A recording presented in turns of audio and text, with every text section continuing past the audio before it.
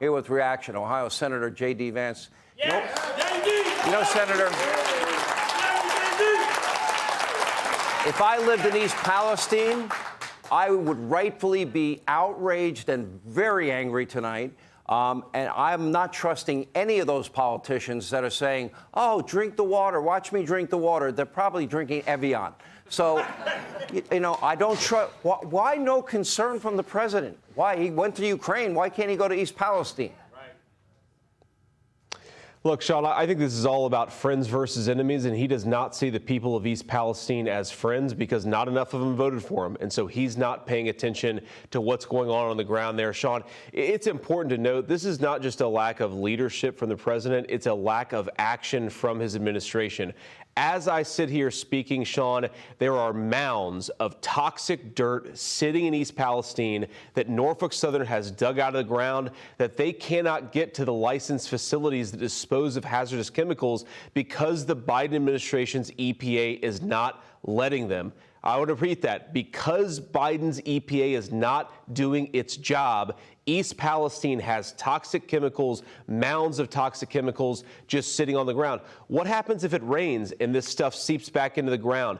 It's a total disaster, and at every level, whether it's Norfolk Southern, the EPA, or somebody else, it feels like the people of East Palestine are being failed by everybody. It's a total disgrace. Let me ask you how we can independently corroborate and inform the people of East Palestine that things are safe.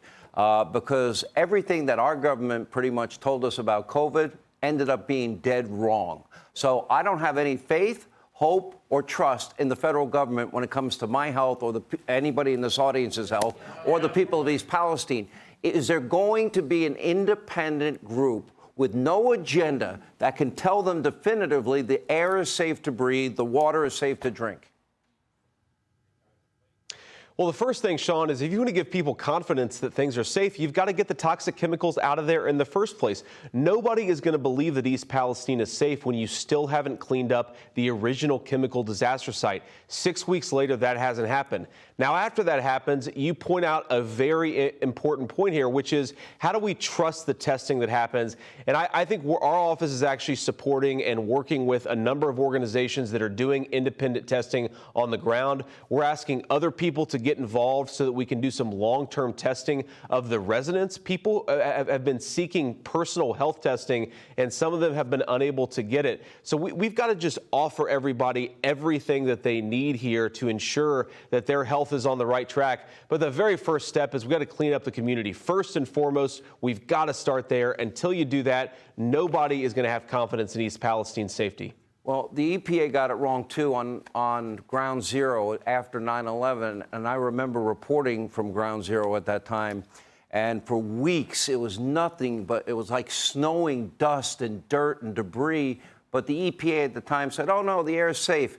And so many people, you know, ended up with lung issues. As a result, even to this day, people are still dying as a result of being lied to by the government. And, you know, and what do the people of East Palestine do in terms of their home values?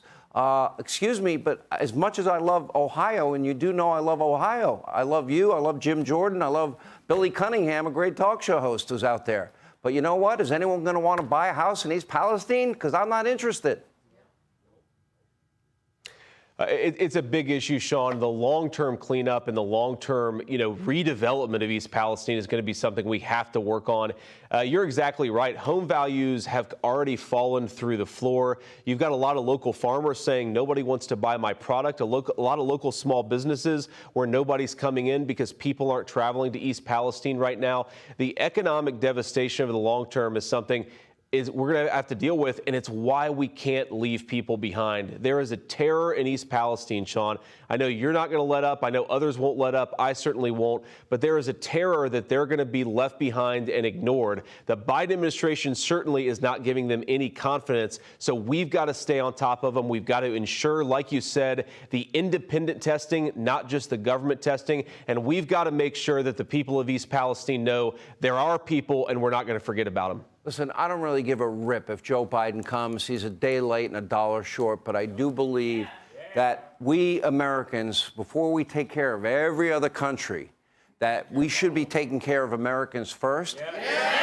And that means taking care of the people of East Palestine in Ohio, and that means helping them on their home values and ensuring they have clean air and clean water, and it's that simple, before we spend any other money, period. Will that happen? I hope it will happen, Sean. I'm going to fight every single step of the way to make sure that it does happen. But you're exactly right. If America first means anything, it means taking care of the people of East Palestine before people in other places. It means, of course, locking down our border, and it means ensuring that communities that are devastated through no fault of their own are able to get back on their feet. Right now, our priority needs to be East Palestine as a country. Whatever Joe Biden says, that's exactly what we're going to keep on working on and make sure it happens. The thing we cannot stop doing, Sean, is talking about this community.